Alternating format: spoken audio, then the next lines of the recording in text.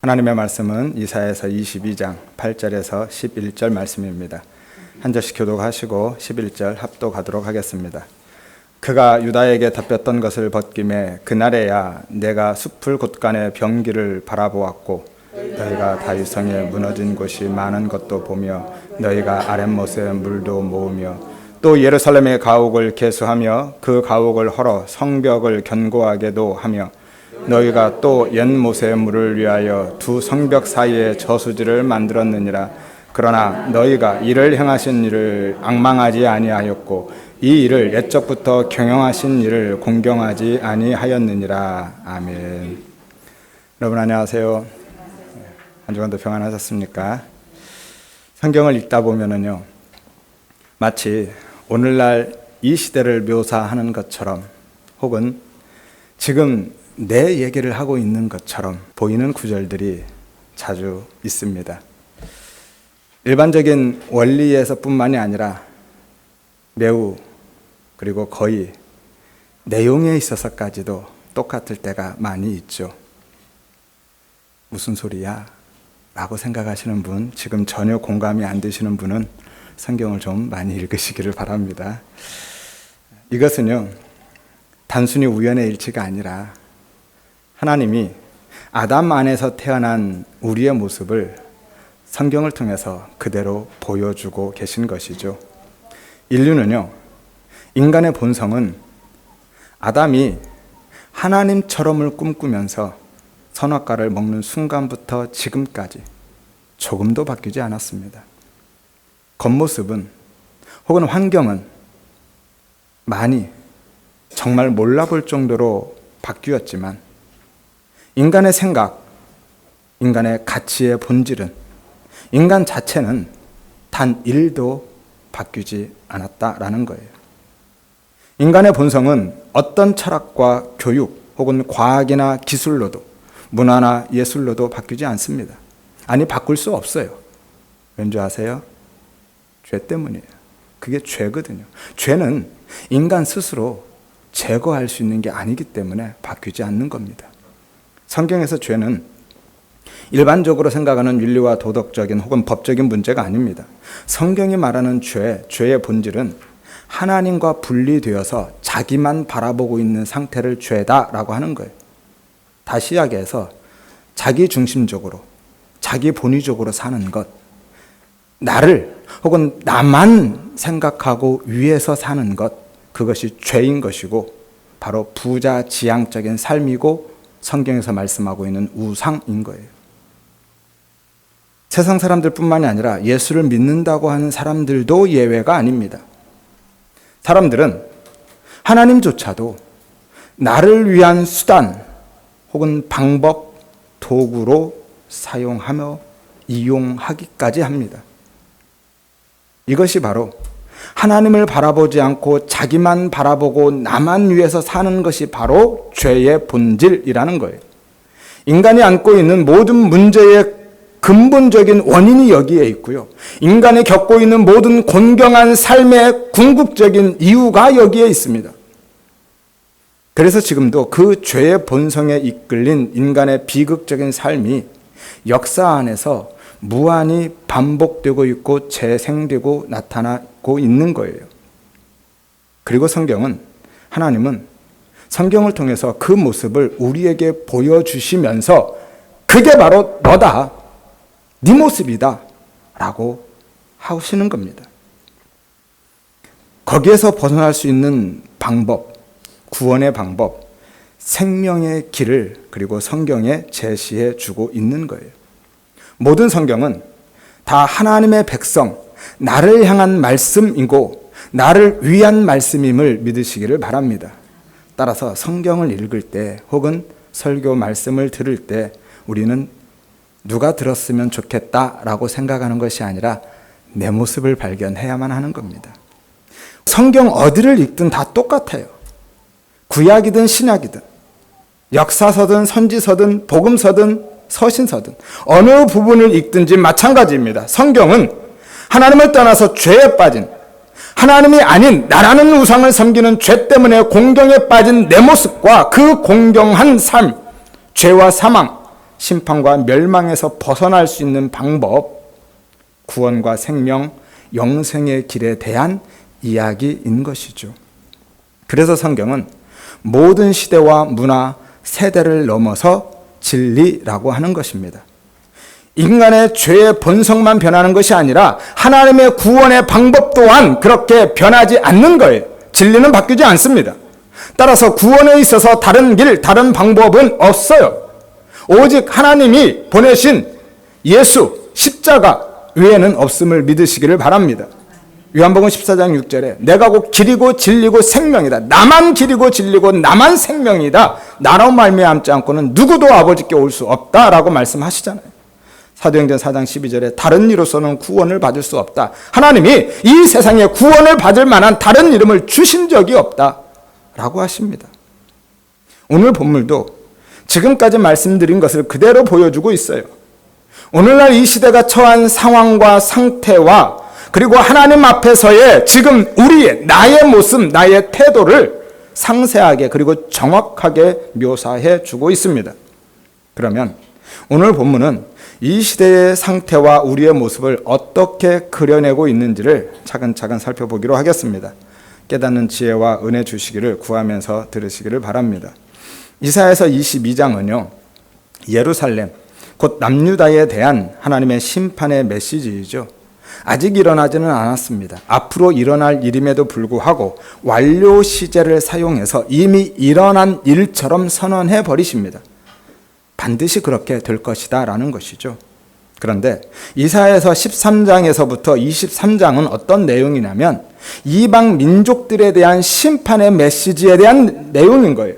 모압과 암몬, 아람, 애굽, 아수르, 바벨론, 두로와 시돈, 전부 다 이방인들을 향한 심판의 메시지예요. 그런데 그 사이에 22장에 예루살렘에 대한 심판의 경고가 딱 끼어 들어가고 있는 거예요. 전부 다 이방인인데 거기에 하나님의 선민의 심판의 메시지가 들어가 있더라는 거예요.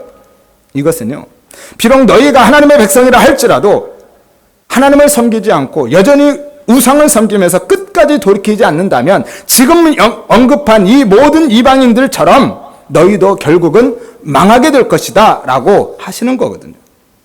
앞선 문맥과 연결해서 보면 더욱 분명하게 드러납니다. 22장 앞에 뭐가 있죠? 21장이 있죠.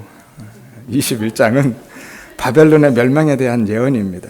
그리고 바벨론에 협조한 두마, 에돔이죠. 두마와 아라비아에 대한 파멸까지 선언하고 계셔요. 당시의 세계 정세는 아수르가 남유다를 공격하면서 그 세력을 서남쪽으로 확장해 가던 시기였습니다. 그러자 남유다가 그전에는 아수르를 의지했는데 이제는 바벨론에게 붙어요. 그래서 바벨론을 의지합니다. 지난주에 살펴보았었죠. 북이스라엘과 아람이 연합해서 공격했을 때 그들은 아수르를 의지했었죠. 근데 아직도 그들은 끝까지 정신 못 차리고 있는 겁니다. 이런 상황에서 하나님은 바벨론과 그 바벨론을 따르는 에돔과 아라비아의 멸망을 선언하고 계신 거예요. 그것은요, 너희가 의지하는 그 바벨론도 결국 너희의 구원자가 될 수 없다라는 것을 분명하게 밝히고 있는 것이거든요.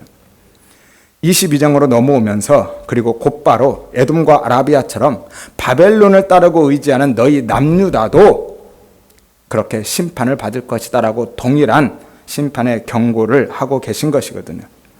지난번에 아수르처럼 이번에도 너희가 믿고 의지하는 그 바벨론에 의해서 멸망할 것이다 라고 하시는 겁니다. 그리고 남유다는 실제로 주전 586년에 바벨론에 의해서 멸망합니다. 북이스라엘은 주전 722년에 아수르에 의해서 멸망하죠. 오늘 본문 22장은 앞서 말씀드린 대로 예루살렘의 환란에 대한 예언인데 남유다는 이 예언대로 아수르와 바벨론에 의해서 두 번의 대환란을 겪습니다. 하지만 이사야 선지자는 이 두 환란을 따로 구분하지 않고 하나로 섞어서 말씀하고 있어요. 이것은요, 유다 백성들이 아수르의 침략에 의해서 받는 그 환란, 하나님의 심판을 겪고도 하나님께 돌이키지 않으면, 회개하고 돌아오지 않으면 그보다 더 큰 바벨론의 환란에 의해서 이제는 정말로 결국 망할 것이다, 진짜 멸망할 것이다 라고 하나님이 최후의 통첩을 하고 계신 거예요. 하지만 본문 역시 심판의 목적이 아니라 그 무시무시한 심판의 경고를 듣고 유다 백성들이 하나님께 돌이키게 하기 위함입니다. 돌이켜서 살게 하기 위함인 것이죠. 그러니까 본문도 단순히 심판의 선언이 아니라 그들이 돌이켜서 살기를 바라시는 하나님의 간절한 회개의 촉구인 것이죠. 12절에 보면 통곡하며 애곡하고 머리털을 뜯으며 굵은 배를 띠라 라고 말씀하시죠. 한마디로 회개하라라는 거예요. 회개하라. 22장은 1절에 환상의 골짜기에 관한 경고다라고 시작합니다. 환상의 골짜기는 환상, 곧 하나님이 주시는 이상, 묵시, 계시가 주어지는 예루살렘을 상징하고 있는 거예요. 예루살렘은 해발 약 800m에 위치한 산악지대인데 그래서 시온산으로도 불리죠. 하지만 하나님은 의도적으로 골짜기다라고 말씀하고 계셔요. 그래서 예루살렘이 남유다가 하나님의 산, 영적 예루살렘으로서의 하나님의 나라로서의 위용과 영광을 다 잃어버리고 하나님의 환상, 이상과 계시를 깨닫지 못하는 골짜기, 계곡과 협곡의 비천함에 처해 있다라고 풍자적으로 말씀해 주고 계신 것이거든요. 1절 하반절에 보니까 내가 지붕에 올라가면 어찌미냐라고 말씀하시죠. 내가 지붕에 올라가는 일이 어떻게 된 거냐라는 건데 일반 의문문이 아니라 반어법적인 수사 의문문입니다. 무슨 이야기냐면 지금 지붕에 올라간 이유를 묻고 계신 게 아니에요. 그들이 지금 지붕에 올라간 그 행위에 대해서 하나님이 책망하고 있고 한탄하고 계신 거예요. 직역하면 이렇습니다. 도대체 무슨 일이냐? 너희가 지금 지붕에 올라가 있다니 라고 하신 겁니다. 그게 말이 되느냐? 어떻게 그럴 수 있느냐? 라고 강하게 그들을 질책하고 계신 거예요. 당시에 그들은 그 지붕이 평평했는데 그 집에서 가장 높고 가장 넓은 곳이었어요. 그래서 주로 이 지붕은 관측하는 장소, 멀리 내다보는 장소나 잔치를 하는 장소로 사용했거든요. 이것은 그들이 아수르의 침략에서 겨우 목숨을 건진 후에도 여전히 정신 못 차리고 흥청망청 살았다라는 것을 보여주고 있는 것입니다. 무슨 말이냐면 아수르가 침략했을 때 아람과 북이스라엘을 비롯한 남유다의 많은 성읍들이 다 무너지고 크게 유린당했거든요. 그런데 예루살렘만큼은 함락 직전에 하나님이 직접 개입하셔서 그들을 살려주셨잖아요. 히스기야의 기도를 들으신 하나님께서 하룻밤에 아수르의 군대 18만 5천 명을 전멸시키면서 그들을 살려주셨거든요. 그때 그들은 모두 다 지붕 위에 올라가서 패주하고 있는 이 아수르 군사들을 보면서 승전을 축하하고 잔치를 벌였던 겁니다. 그 다음 절을 보면 바로 나오죠. 2절에 보면 소란하며 큰 함성을 질렀다라는 거예요. 떠들던 성, 즐거워하던, 기뻐 날뛰다라는 의미입니다.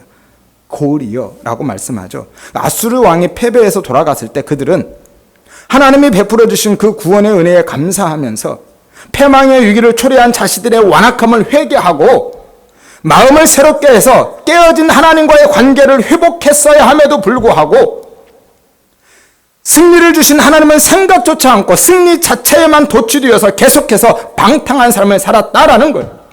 그것을 지붕 위에서 올라가서 기뻐 날뛰고 있는 그렇게 난장의 잔치를 벌이고 있는 모습으로 표현해 주고 계신 것이거든요. 그러나 그 구원과 기쁨의 함성은 얼마 가지 않아서 죽음과 절망, 고통의 탄식으로 바뀌어 버립니다. 2절 하반절에서 7절까지가 그 내용이에요. 바벨론의 침략에 허망하게 무너져 내리는 예루살렘의 모습을 매우 상세하게 기록하고 있죠.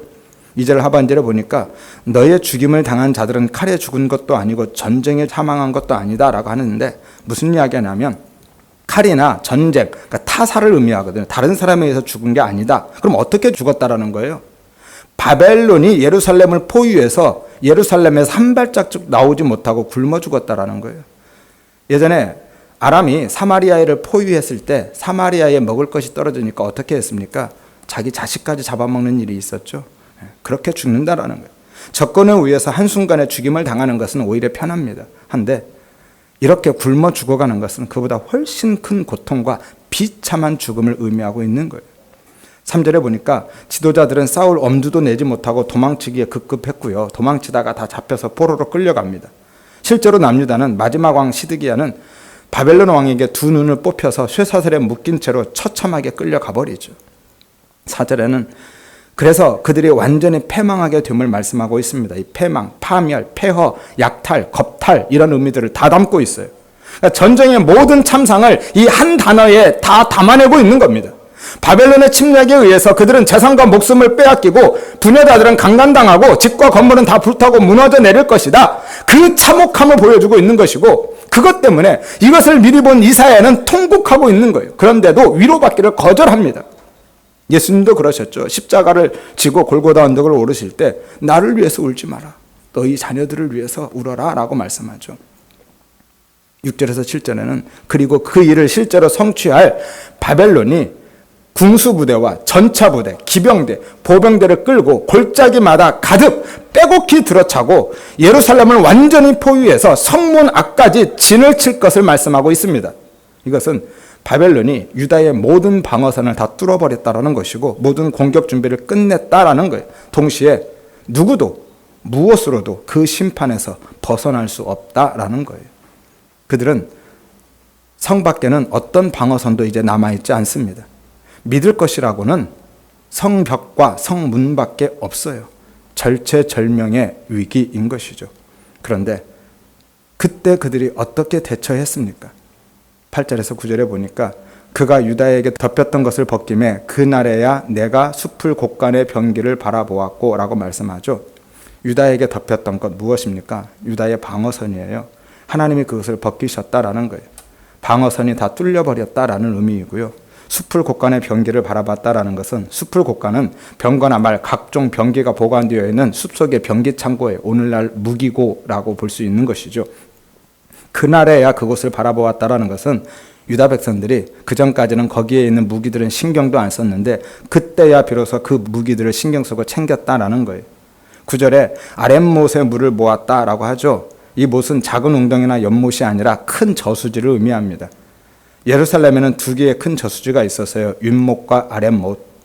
윗못은 옛못이라고도 불리는 기온샘이죠. 그리고 아랫못은 히스기야가 그 윗못 기온샘의 물을 지하로 수로를 만들어서 예루살렘 성 안으로 끌어들여서 만든 실로암 저수지를 의미하고 있습니다. 그 실로암 저수지의 물을 퍼다가 언제든지 사용할 수 있도록 비축했다라는 거예요. 왜냐하면 전쟁이 일어나면 가장 필요한 것 중에 하나가 물이기 때문에 마실 물도 필요하지만 화공 정도 대비해야 되거든요. 그리고 10절에 성 안에 집을 헐어서 성벽을 수리했다라고 말씀하죠. 왜 집을 헐어서 성벽을 수리했을까요? 벽돌이 부족하니까. 성벽은 온통 갈라지고 다 구멍나서 무너져 있는데 수리는 해야 되는데 언제 갑자기 그 많은 벽돌을 만들어냅니까? 그래서 집을 헐어서 그 벽돌을 재활용했던 것이죠. 그러니까 그들은 성을 지키기 위해서 부랴부랴 무기를 챙기고 성 안에 집까지 허물어가면서 성벽을 수리하고 필요한 물을 비축했다라는 거예요. 그런데 문제는 그것만 했다라는 거예요. 아니 목사님 그럼 뭘 더 해야 됩니까? 그들이 하지 않은 게 뭐죠? 라고 물을 수 있겠죠. 위기에 처한 그들의 판단은 매우 정확했고요. 사실 그들이 지금 한 대처는 매우 빠르고 훌륭했습니다. 무엇이 더 필요한지, 어디가 약한지를 정확하게 파악하고 신속하게 그들은 대처했거든요. 그런데 뭐가 문제입니까? 무엇이 더 필요하죠? 최선을 다해서 이제 준비했으니까 마지막 결사의 각오로 싸우기만 하면 되는 거 아닌가요? 11절 한번 보십시오. 11절에 그러나 너희가 그렇게 대처했는데 그러나 이게 중요해요. 그러나 너희가 이를 행하신 일을 앙망하지 아니하였고 이 일을 애초부터 경영하신 일을 공경하지 아니하였다라고 말씀하죠. 이것은 그들이 하나님은 바라보지 않았고 무기, 군사력만 바라보았다라는 것이고요. 무너진 성벽은 발견했는데 하나님은 발견하지 못했다라는 거예요. 그래서 11절에서 그들의 문제를 지적하면서 8절에서 9절에 사용한 단어를 그대로 의도적으로 가져다 쓰고 있습니다. 한글 성경은 너무 의역을 해놔서 무슨 이야기인지 사실은 알기가 어렵습니다. 원어를 보면 정확히 드러나죠. 8절에서 9절에 보면 내가 숲을 곳간의 병기를 바라보았고 너희가 다윗성에 무너진 곳이 많은 것도 보며 라고 하죠. 이 병기를 바라보다 라는 것이 11절에 이를 행하신 일을 앙망하다 라는 단어와 동일한 단어입니다. 이 바라보다와 앙망하다, 라바트라는 단어인데요. 단순히 눈으로 보고 확인하는 것이 아니라 도움을 기대하는 간절한 마음으로 바라보는 것, 곧 의지하는 것을 의미합니다. 그러니까 이스라엘 백성들, 이 유다 백성들은 그들의 숲속에 있는 병기 창고의 무기를 바라봤다는 것은 그 무기를 의지했다라는 거예요. 그런데 하나님을 앙망하지 않았다라는 것은 하나님은 의지하지 않았다라고 말씀하고 있는 거예요. 무기는 의지하는데, 군사력은 의지하는데 하나님은 의지하지 않았습니다. 무너진 것을 보다라는 것이 11절에 경영하신 이를 공경하다라는 단어와 동일한 단어예요. 라라는 단어입니다. 발견하다, 인식하다, 주목하다, 분별하다라는 의미인데, 그러니까 그들은 지금 자신들이 처한 상황과 판단은 정확하게 발견하고 인식하고 파악하고 있는데, 문제는 하나님에 대한 인식은 전혀 없었다라는 거예요. 하나님은 생각조차 않고 하나님께는 눈길조차 주지 않고 있다라는 것을 지적하고 계신 겁니다. 그들은 그런 위기의 순간에 먼저 하나님을 생각하고 하나님을 바라보고 하나님을 의지해야만 했습니다.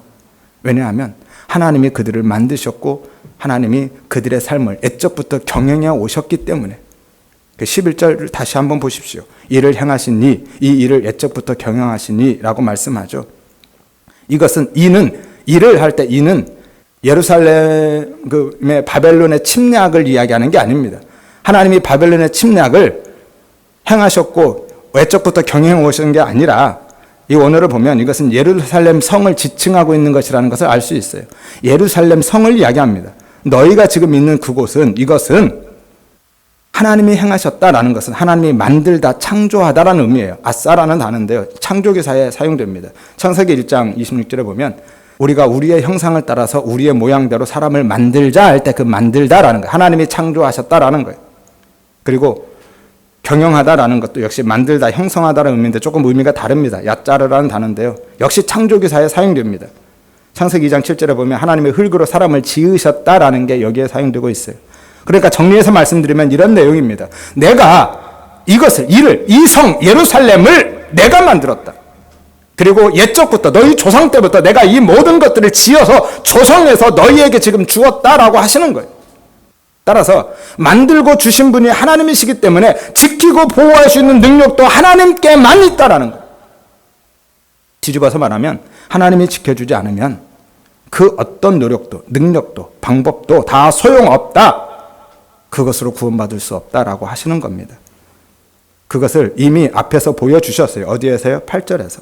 8절을 한번 보십시오. 그가 유다에게 덮였던 것을 벗기매 라고 하시죠. 이 덮였던 것, 덮게 말씀드렸죠. 그들의 방어선이라고요. 문자적으로 보면 그들의 방어선이 뚫렸다는 의미지만 이것은 상징적으로 하나님의 덮고 계시는 하나님의 덮게, 그 은혜를 거두셨다라는 거예요. 성경은 하나님의 자기 백성을 환난과 재앙에서 지키고 보호하는 그 은혜를 그의 날개로 덮으셨다라고 묘사하거든요. 시편 17편 8절에서 9절에 보면 나를 눈동자같이 지키고 주의 날개 그늘 아래 감추사 나를 압제하는 악인들과 나의 목숨을 노리는 원수에게서 벗어나게 해주십시오라고 기도하죠. 시편 57편 1절에 하나님 내게 은혜를 베풀어 주십시오. 내 영혼이 주께로 피합니다. 주의 날개 그늘 아래 이 재앙들이 지나가게 피하리이다 라고 말씀하죠. 그러니까 하나님의 날개 그늘, 그것으로 덮었다라는 것은 하나님의 은혜로 덮었다라는 것을 의미하고 있는 거예요. 따라서 지금까지 그들이, 유다 백성들이 예루살렘이 안전하게 살 수 있었다는 것은 그들의 능력, 그들의 군사력, 경제력 때문이 아닙니다. 전적으로 하나님이 덮어주시는 은혜, 그것 때문이었다라고 말씀하고 계신 거예요. 이것을 구원이라고 합니다. 구원은 우리의 노력과 우리의 열심과 우리의 능력으로 되는 것이 아니라는 거예요. 오직 하나님의 은혜입니다. 그럼에도 불구하고 그들은 지금까지 그 은혜의 날개로 품어주시고 덮어주셔서 그들을 지금 이 자리에 있게 한 하나님을 바라보지 않고 하나님을 인식하거나 생각하거나 의지하지 않고 무너진 성벽만 생각하고 세상의 힘, 무기만 의지하며 살았다라는 거예요. 이것을 불신앙이라고 하는 거예요. 하나님의 백성임에도 불구하고 하나님을 믿지 않았다라는 것이죠.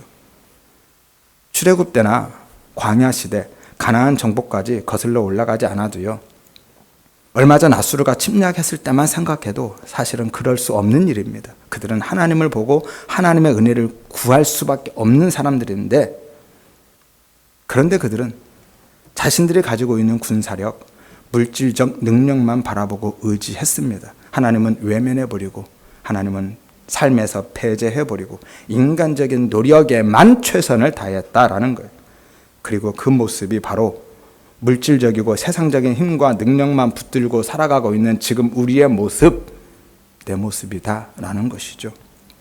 여러분, 우리도 그러고 있지 않습니까? 하나님을 믿는다고 하면서도 삶의 어려움과 위기가 닥치면 우리는 무엇을 먼저 봅니까? 어디로 먼저 달려가고 있습니까? 오늘 유다 백성들처럼 하나님 앞에 엎드려서 그 은혜를 구하기보다는 지금까지 내가 쌓아둔, 지금 당장에 내가 쓸 수 있는 그 무기고를 먼저 보지 않습니까? 그것이 돈이든 인맥이든 권력이든 인간적인 수단과 방법을 총동원하고 있지는 않느냐라는 거예요. 하나님을 바라보고 하나님을 의지하기보다는 내 힘을 더 믿고 의지하면서 그리로 빠르게 달려가고 있지 않느냐라는 것입니다. 오늘 하나님은 그것을 책망하고 계신 거예요. 왜 성벽에 갈라진 틈과 무너진 곳만 보느냐? 나를 좀 봐라. 왜 무기고만 바라보느냐? 나를 바라봐라. 내가 여기 있는데 왜 나를 외면하고 인간적인 수단과 방법만 생각하고 왜 나를 배제하고 내가 가진 힘으로만 위기를 모면하려고 하느냐? 그것은 너희의 보호막이 될 수 없다. 어떤 것도 너희의 구원이 될 수 없다라고 준엄하게 그들을 꾸짖고 야단치고 계신 거예요.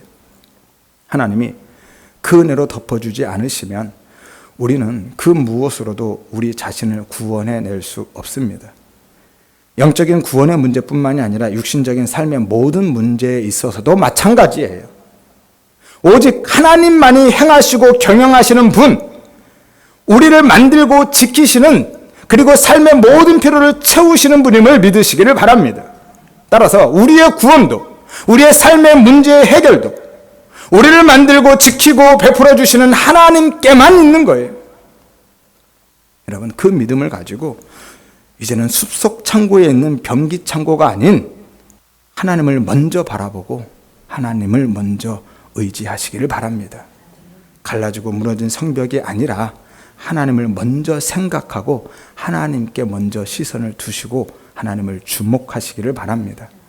하나님이 은혜로 덮어주지 않으시면 우리의 어떤 노력도 능력도 방법도 다 소용없다니까요.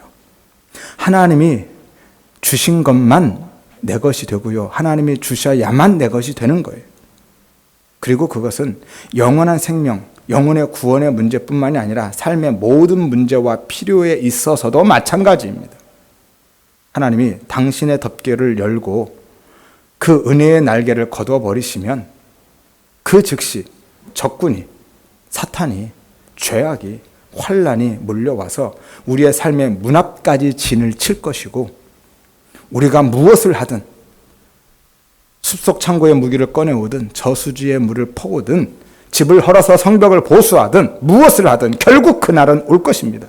성벽은 헐리고 가사는 털리고 혼란과 확대와 소란의 소리는 삶 전체를 관통해 갈 것입니다. 인생이 늘 넘어지고 실패하며 곤경한 삶을 사는 근본적인 이유는 문제의 본질을 제대로 보지 못하기 때문이에요. 우리가 겪는 공경한 삶의 근본적인 원인, 본질적인 이유는 영적인 문제, 하나님과의 관계의 문제인데 대부분의 사람들은 피상적인 것만 바라보거든요. 거기에서 이유와 원인을 찾습니다. 경제, 군사, 교육과 환경에서. 따라서 끊어진 하나님과의 관계를 다시 맺는 것이, 깨어진 하나님과의 관계를 다시 회복하는 것이 먼저인 거예요. 여러분, 혹시 지금 삶에 어려움이나 문제가 있으시다면 오늘 유다 백성들을 향한 준엄한 책망의 말씀에 진지하게 귀를 기울이시기를 바랍니다. 그것은 하나님께서 지금 나를 사랑하셔서 내게 다시 기회를 주고 계시고 기다려주고 계시다는 사인인 거예요. 따라서 그들처럼, 오늘 유다 백성들처럼 숲속 무기고를 먼저 바라보고 가옥을 헐어서 성벽으로 달려가고 저수지로 뛰어가지 마시기를 바랍니다. 그렇게 여기저기 분주하게 뛰어다닌다고 해결되는 것이 아니에요. 인간적인 수단과 세상적인 방법에 매달리지 마시기를 바랍니다. 아무것도 하지 말아라, 아무것도 할 필요 없다라고 하는 게 아닙니다. 그게 먼저가 아니라는 거예요. 인간은 자주적이고 독립적인 존재가 아니고 무엇보다 우리는 고아가 아닙니다. 전능하신 창조주 하나님이 우리 아버지임을 믿으시기를 바랍니다. 따라서 먼저 하나님을 생각하고 바라보아야만 하는 것이고, 먼저 그 은혜 앞에 엎드려야만 하는 것입니다. 먼저 그 날개 그늘 아래로 피해야만 하는 것이죠. 그렇게 덮어주심의 은혜를 구하고 오직 하나님을 붙드시기를 바랍니다. 이것을 회개라고 하는 거예요. 하나님은 그것을 원하신 겁니다. 그 회개를. 여러분, 회개는요, 잘못한 거 몇 개 내어놓고 다시는 안 그럴게요, 다음부터 잘할게요, 한 번만 봐주세요, 용서해 주세요, 이렇게 눈물 몇 방울 흘리는 게 아닙니다. 그것은 그냥 반성, 사과라고 하는 거예요. 진정한 회개는, 회개의 본질은요, 삶 전체가 하나님께 돌아서는 것인 거예요. 하나님 살려주세요. 나를 불쌍히 여겨주세요. 은혜로 덮어주세요. 하나님 없으면 살 수 없어요. 라고 하면서 그 은혜 앞에 납작 엎드려서 오직 하나님만 바라보고 하나님의 은혜만 붙드는 것, 그것이 진짜 회개인 거예요. 삶 전체가 하나님을 향하는 것.